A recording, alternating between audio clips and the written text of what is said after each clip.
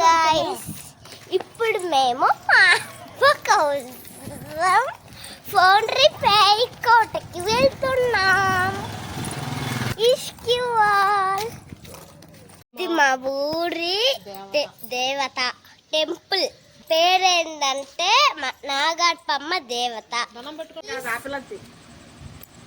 Please కదా కోటకి వెళ్ళి ఇప్పుడు మేము జ్యూస్ తాగేసి కూరగాయలు తీసుకొని ఆటోకి వచ్చేసాము ఇంటికి.